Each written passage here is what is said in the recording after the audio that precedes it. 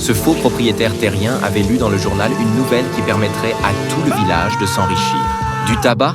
En tant que propriétaire du village, Jack a décidé de diriger les villageois dans la culture du tabac. Il a réparti les terres entre eux. Quand ils gagneraient de l'argent, ils pourraient acheter ces terres. Même les Noirs auraient les mêmes droits. Les villageois étaient excités, mais le scepticisme du pasteur a douché leur enthousiasme. À cause de la guerre, le prix des graines de tabac avait grimpé en flèche. Jack ne pouvait pas se les permettre. En fait, il y avait déjà pensé. Il a demandé aux villageois de mettre en commun leurs ressources, de vendre leurs biens de valeur. Ils ont commencé à hésiter. La scène est devenue chaotique. C'est alors que Laura s'est avancée. J'ai une broche en rubis qui vaut 1000 $. Vous pensez peut-être que je l'aide parce qu'il est mon mari. C'est pour nous tous. Ainsi, les villageois ont commencé à se résigner.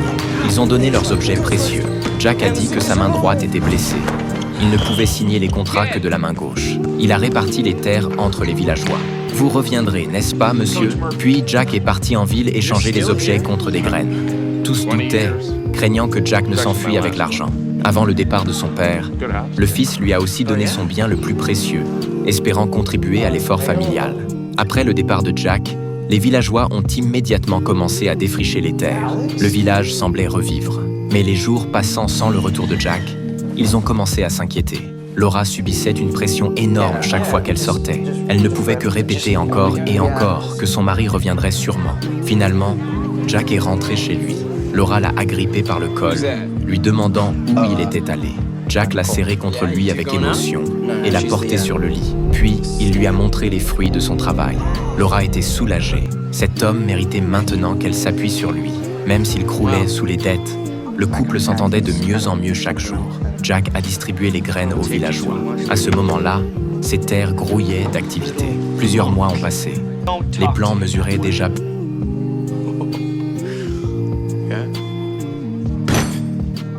plus d'1 mètre. Mais soudain, Laura, qui travaillait à côté, s'est sentie étourdie.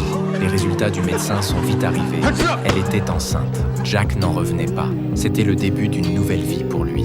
Mais Laura semblait soucieuse. Comparé au passé, Jack était devenu trop parfait. Il avait toujours un air absent.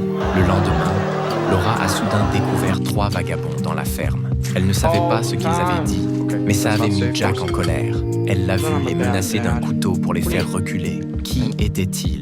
Laura l'ignorait. Par hasard, le pasteur a trouvé ces 3 vagabonds. Il a appris d'eux la raison de leur dispute avec Jack. Il est ensuite allé voir Laura pour lui dire que Jack était un imposteur. Ces 3 hommes avaient connu Jack. Sur le champ de bataille, il avait une cicatrice. Mais aujourd'hui, plus aucune trace de cette cicatrice.